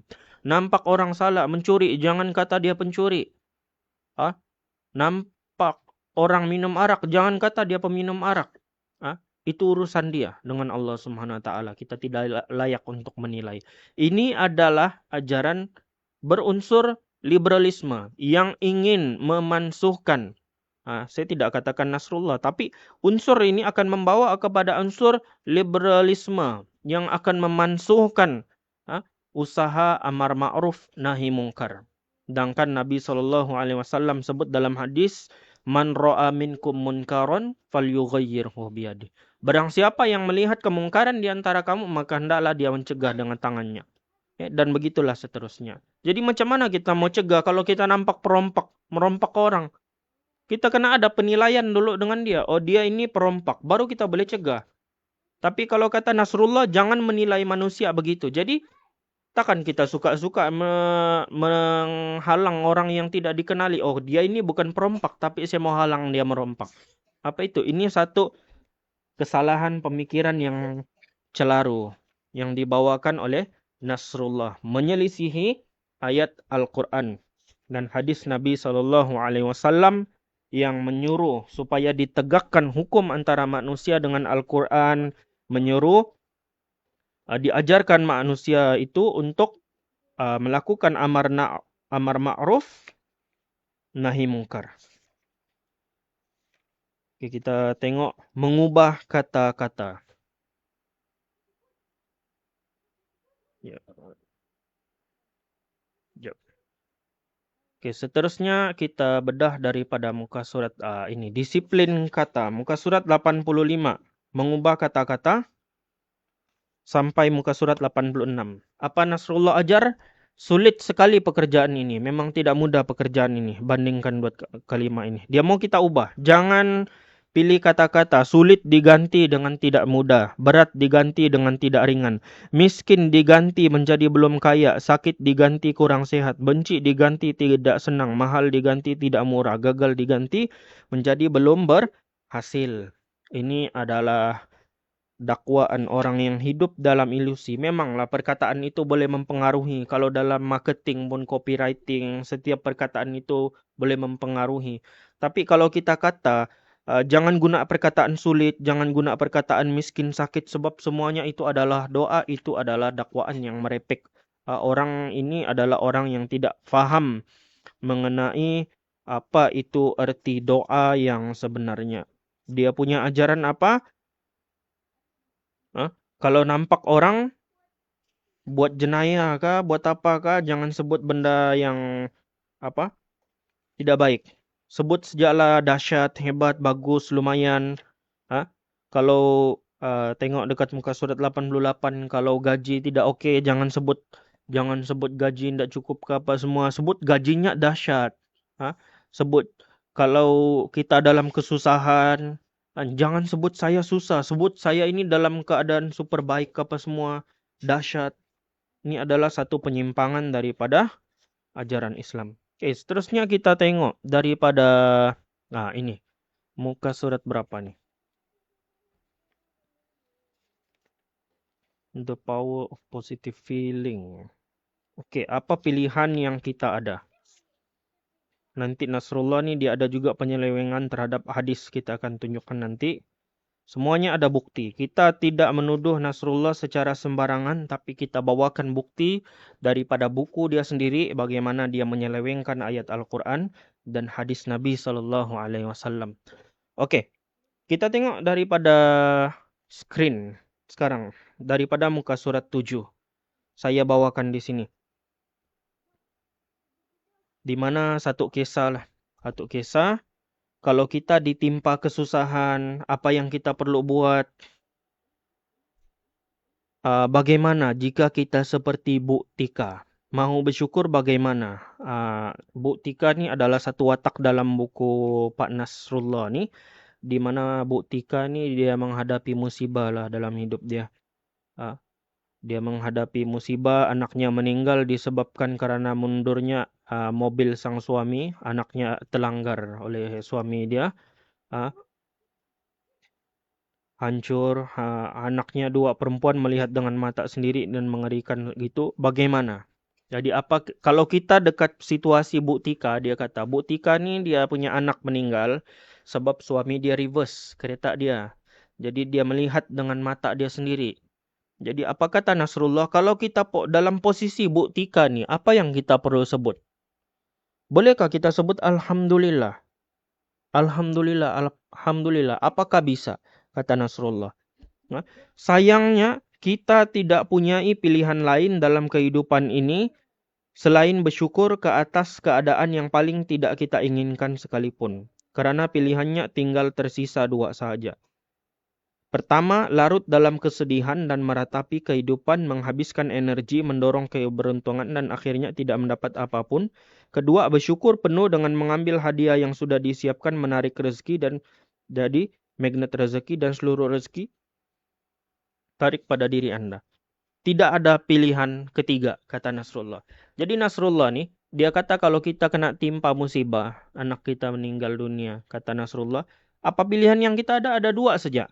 Kita pertama larut dalam kesedihan, meratapi kehidupan, habiskan tenaga kita. Kedua, kita bersyukur dengan penuh, dengan penuh hati mengambil hadiah yang sudah disiapkan. Daripada mana Nasrullah kata? Dapat ajaran sebegini. Sedangkan dalam Islam kita mempunyai pilihan, beberapa pilihan. Pertama, bila kita ditimpa musibah, ada orang memilih untuk larut dalam kesedihan, meratapi kehidupan. Pilihan pertama. Pilihan kedua, kita bersabar. Ada pilihan untuk bersabar bila menghadapi musibah. Tapi Nasrullah cuma pilih apa? Pertama, larut dalam kesedihan. Kedua, bersyukur. Dalam Islam kita ada pilihan. Pertama, kita larut dalam kesedihan, meratapi kehidupan. Kedua, bersabar. Ketiga, kita reda. Keempat, kita syukur pada Allah Subhanahu wa taala. Kita sangka baik pada Allah. Jadi ada berapa pilihan? Ada 4. Ada berapa pilihan Nasrullah sebutkan? Ada 2. Menunjukkan Nasrullah ini keliru dalam memahami pilihan. Ketika kita ditimpa musibah, katanya ada 2 pilihan saja, tidak ada musibah ketiga, tidak ada pilihan ketiga. Dalam Islam kita ada pilihan, kita boleh sabar. Kalau kita tidak mampu untuk reda, kita boleh sabar. Tapi Nasrullah bagi pilihan apa? Dapat musibah, kalau ada 2 pilihan, sedih ataupun ucap Alhamdulillah. Dalam Islam kita ada pilihan. Kita ucap qadarallah wa ma syaa fa'al. Kita ucap. Ataupun kita ucap innalillahi wa inna ilaihi raji'un. Ataupun kita ucap alhamdulillah ala kulli hal. Ada beberapa ucapan yang kita boleh amalkan. Tapi Nasrullah ni ucap apa? Ucap alhamdulillah saja, tidak ada pilihan lain. Ini adalah satu perkara yang tidak benar sama sekali daripada segi etika dan akhlak dalam ajaran Islam. Menyimpang daripada sudut akhlak, sudut adab, sudut penyucian jiwa. Seterusnya kita tengok daripada muka surat 109. Saya pada buku 109. Saya sedang cari muka surat 109. Sebab bila saya upload tadi dalam OBS ni dia jadi tidak tersusun. Suudzon menghambat rezeki. Garputala. Okey, syukur ditumbuhkan pertama. Ketika zaman Nabi SAW, ada seorang sahabat wanita yang menguburkan suaminya. Setelah selesai penguburan dan seluruh pengantar sudah pulang, sahabat wanita itu tetap ada di sana dan menangis di atas pusara sang suami. Lalu Nabi SAW lewat di dekatnya dan mengatakan, sudah yang sabar. Tapi wanita tersebut malah menjawab, engkau tidak tahu apa yang aku rasakan, tanpa menoleh. Akhirnya Nabi meninggalkan tanpa berkata apa-apa. Oke, dalam hadis nih, hadis yang cukup terkenal. Apa Nabi sebut? As-sabru inda sodmatil ula. Kesabaran itu adalah pada tumbukan yang pertama. Maksudnya kita kena sabar dalam bila benda buruk yang berlaku, perkara pertama yang kita kena buat adalah sabar. Tapi apa Nasrullah buat? Tengok tajuk dia buat, syukur itu di tumbukan yang pertama. Maksudnya bila ditimpa musibah, benda pertama kena buat adalah syukur. Ini adalah penyelewengan terhadap hadis Nabi SAW. Saya tidak tahu macam mana dia boleh buat tajuk begitu, sedangkan jelas-jelas dalam hadis sebut as-sabru inda sodmatil ula yang ditulis di sini. Kesabaran itu pada tumbukan pertama, tiba-tiba dia buat tajuk syukur itu di tumbukan pertama. Jadi ini menyelewengkan hadis Nabi Muhammad SAW. Ini adalah penyelewengan yang dibawa oleh Nasrullah, menyelewengkan hadis Nabi SAW.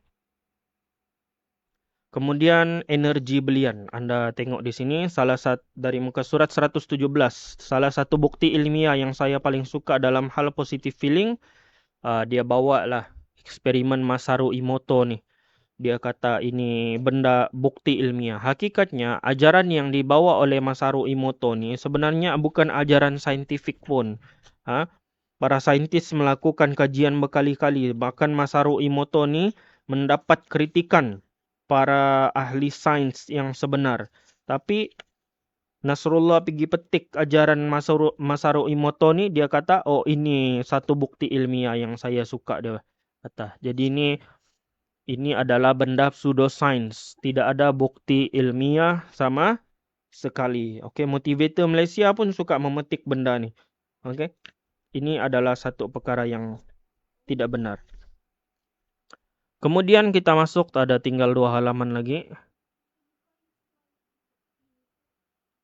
Okey. Jadi sudah berapa lama saya live? Sudah lebih 1,5 jam ya. Okay. Alhamdulillah ada banyak yang saya harap dapat memberikan manfaat kepada anda. Dan kita masuk kepada topik yang terakhir. Menerapkan metode ilmu garpu tala. Muka surat 128. Okay, ini kisah yang berlaku. Ajaran menyimpang dalam buku ni. Mungkin ada yang sudah dengar apa itu ajaran garpu tala. Tapi ajaran garpu tala ni kita terangkan macam ni lah mudahnya.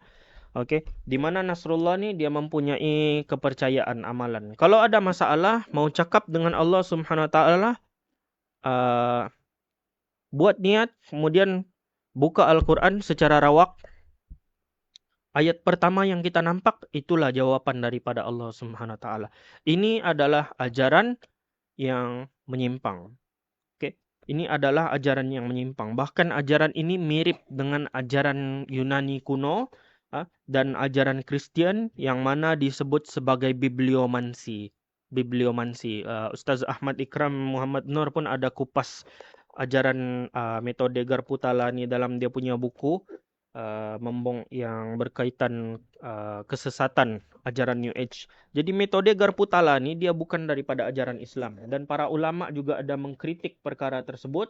Ia adalah termasuk dalam kategori seperti menilik nasib dengan anak panah. Kan? Kita guna Al-Quran, bagaimana kita menjadikan Al-Quran sebagai panduan hidup kita. Kita belajar Al-Quran itu secara disiplin. Kalau kita ada masalah, kita buka Al-Quran, kita lihat ayat yang sesuai dengan situasi yang kita hadapi. Kita sedang mengupas berkenaan masalah minum arak. Kita buka ayat Al-Quran, ayat yang berkenaan arak. Kita cuba membincangkan hal yang berkaitan dengan ikhtilat, pergaulan. Kita buka berkaitan dengan pergaulan. Kita cuba menyelesaikan masalah mengumpat dan seumpamanya. Kita buka surah Al-Hujurat. Tengok berkaitan sosial dan pergaulan. Tapi ajaran yang dibuat oleh Nasrullah dengan metode garpu tala buat apa? Buka buku, buka secara rawak Quran tu. Ayat pertama kita jumpa, oh itulah jawapan daripada Allah Subhanahu Wa Taala. Ini adalah menyimpang. Dan tidak ada dalil daripada Al-Quran dan hadis mengenai perkara ini. Bahkan itu adalah perbuatan yang bid'ah.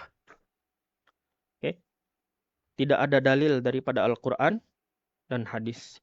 Jadi daripada mana Nasrullah nih dapat amalan nih?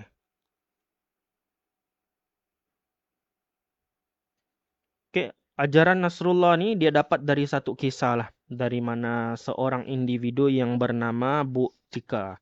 Kisah Bu Tika nih bagaimana Bu Tika mana tadi ya? Kisah Bu Tika, seorang individu di mana Bu Tika nih dia hadapi masalah.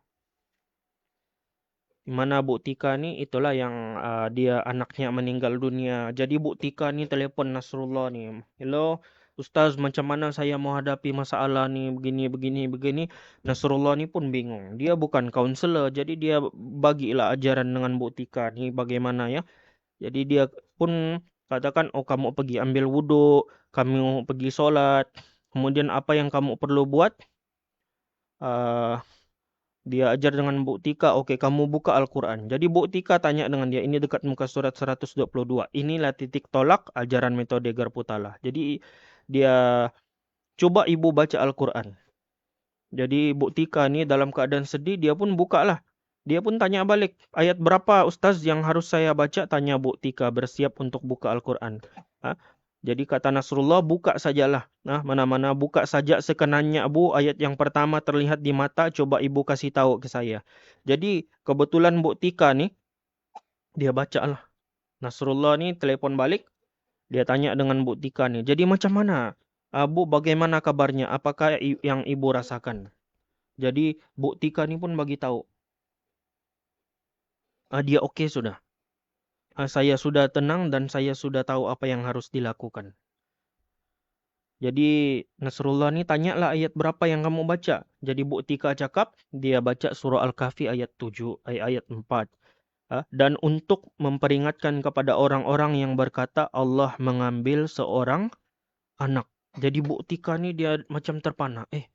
Ayat nih Allah Subhanahu wa taala cakap tentang aku kah? Sebab Bu Tika nih dia meratap, dia kehilangan anak dia. Jadi Nasrullah suruh buat begitu, Bu Tika buka Al-Quran, dia dapat surah Al-Kahfi ayat 4.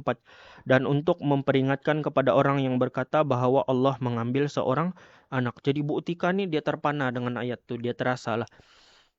Jadi Allah bagi tahu dia jangan cakap begitu bahwa Allah mengambil anaknya. Itu adalah menunjukkan teguran daripada Allah Subhanahu wa taala. Jadi Nasrullah pun dari titik tolak tuh dia pun buat juga untuk diri dia. Dia kata, "Oh, ini betul lah jawaban daripada Allah Subhanahu wa taala." Nih. Oke, seterusnya sedangkan surah Al-Kahfi ayat 4 tuh, Bu Tika nih paham daripada ayat 4 tuh Allah tegur Bu Tika. Sedangkan ayat 4 surah Al-Kahfi ini Allah Subhanahu wa taala menegur golongan kafir yang mengatakan Allah mengambil seorang anak. Allah menegur golongan kafir yang menuduh bahwa Allah itu mempunyai anak. Itu maksud ayat tuh. Tapi Bu Tika nih mungkin dia tidak faham ayat Al-Quran. Jadi dia salah faham makna ayat tuh. Tapi yang peliknya Nasrullah pun baca ayat yang Bu Tika sebut tuh dia pun salah faham sekali. Jadi bertitik tolak daripada itu dia pikir untuk kita berhubung dengan Allah Subhanahu wa taala secara terus kita kena buka Al-Quran secara rawak. Jadi ini adalah satu penyimpangan, kekeliruan Nasrullah bertitik tolak daripada kesilapan memahami kisah tersebut. Kesilapan memahami ayat Al-Kahfi, surah Al-Kahfi ayat 4 ini akhirnya membawa kepada terciptanya ajaran metode Garputala.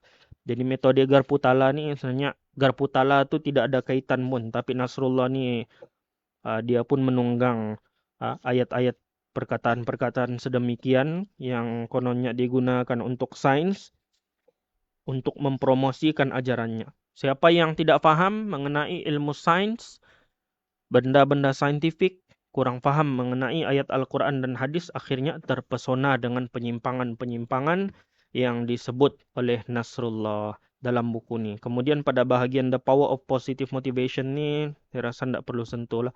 Cuma yang ini dia petik daripada Dana Zohar dan Ian Marshall, yang mana dua individu ni macam yang dia dakwa sendirilah. golongan etis yang cuba berpegang dengan spiritual, spiritual atheism, berspiritual tapi etis. Dia petik untuk dia membuat spiritual meter dalam buku ni. Satu benda yang tidak patut sama sekali. Apakah Nasrullah ketendusan rujukan buku-buku spiritual Islam sampai memetik daripada spiritual atheism untuk menulis bab berkaitan spiritual dalam buku Rahasia Magnet Rezeki. Ini adalah satu penyimpangan. Jadi saya rasa cukup itu saja yang saya dapat kongsikan mengenai penyelewengan-penyelewengan yang termuat dalam buku Rahasia Magnet Rezeki. Oke, mungkin ada banyak lagi kalau kita kupas secara mendalam dan terperinci, tapi jelas daripada apa yang saya kongsikan bahwa ajaran Nasrullah dalam buku Rahasia Magnet Rezeki ini memuatkan racun-racun ajaran New Age, menunggang istilah-istilah saintifik, mengagungkan buku-buku New Age seperti buku The Secret karya Rhonda Byrne, projek Masaru Emoto dengan molekul air. Dia kata ada bukti ilmiah, hakikatnya semuanya adalah pseudoscience, kemudian merujuk kepada benda-benda yang spiritual atheism, dan dia menggunakan kelemahan manusia yang suka kepada cerita-cerita. Dia muatkan buku ini dengan cerita-cerita sampai kita kurang berfikir secara rasional. Sebab terpesona dengan cerita-cerita dalam buku ni. Okay. Storytelling. Kaedah dia storytelling memang menarik. Tapi itulah. Sekadar storytelling. Tapi kalau ajaran menyimpang, tetaplah menyimpang. Tidak akan dapat ditutup kalau kita membaca secara kritis dengan berpandukan Al-Quran dan hadis dan ajaran yang saintifik, bukan pseudoscience, insyaAllah. Jadi kepada anda yang berkongsi, sesi live ni insyaAllah seperti yang saya kemukakan dekat Facebook saya, insyaAllah saya akan pilih 2 orang individu yang terpilih nanti. Saya akan PM. InsyaAllah ada hamba Allah yang ingin tajak hadiah. InsyaAllah nanti saya akan PM secara pribadi. Jadi jangan lupa. InsyaAllah nanti saya akan umumkan dalam page Kongres Athari juga. Jadi sementara itu kita terus. Okay. Mengenai persoalan-persoalan saya akan coba baca, insyaAllah. Jadi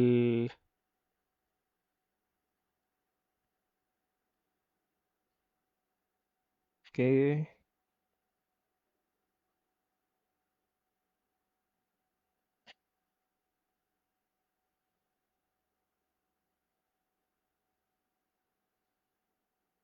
Farah Azwa, ini namanya toxic positivity, betul. Okey, ajaran law of attraction dan seumpamanya ini membawa satu konsep yang disebut sebagai toxic positivity. Benda ni membawa masalah dalam masyarakat. Okey, positif tidak bertempat. Okey, dalam Islam kita ada masa perlu positif, kita ada masa perlu negatif. Okey, ada tempat yang kita perlu. Okey, nampak orang buat sebar ajaran sesat, ajar benda syirik, kita mau positif, apa benda lagi? Kan tegurlah, bagi tahu ini yang ajaran yang kamu bawa ni adalah ajaran yang menyimpang, ini ajaran New Age movement. Sebab gitu golongan law of attraction ataupun sifu-sifu New Age ni yang saya bongkar, mereka ni cukup anti kalau orang kritik ajaran yang mereka bawa. Siapa yang kritik, tidak setuju dengan New Age, mereka akan sebut sebagai negative vibration lah, toxic lah, jahat lah, negatif lah. Mereka mau semua positif. Sedangkan kalaulah kita meneliti dalam ajaran Al-Quran dan hadis, dalam surah Al-Fatihah yang kita baca 17 kali setiap hari dalam rakaat solat kita pun, Allah Subhanahu Wa Taala sebut dalam kalangan manusia ni ada golongan yang di atas siratal mustaqim. Ada golongan yang dimurkai, maghdubi alaihim. Okay. Golongan yang dimurkai oleh Allah Subhanahu Wa Taala, ada golongan yang dhalin, sesat. Okay. Tapi New Age ni dia bawa benda, semua kena positif, jangan negatif. Nampak orang buat jahat, puji dia. Satu benda yang mengarut, bahkan akan membawa kerosakan dalam masyarakat. akan membawa masalah dalam masyarakat. Jadi itu saja perkongsian daripada saya. Soalan pun mungkin tiada. Yang baik itu datang daripada Allah Subhanahu Wa Taala. Yang lemah kurang daripada kelemahan saya. Oke. Dan gitulah. Apa yang lemah kita tidak boleh sandarkan pada Allah Subhanahu Wa Taala, dan kita mohon ampun pada Allah Subhanahu Wa Taala atas sebarang kekurangan. Dan itu saja daripada saya, Suhili Nain, daripada Kota Kinabalu, Sabah, Kongres Athari. Sekian, wabillahi taufik wal hidayah. Wassalamualaikum warahmatullahi wabarakatuh. Kita tutup dengan tasbih kafara dan suratul as. Subhanakallahumma wa bihamdika asyhadu an la ilaha illa anta astaghfiruka wa atubu ilaik. Bismillahirrahmanirrahim. Wal asr innal insana lafi khusr.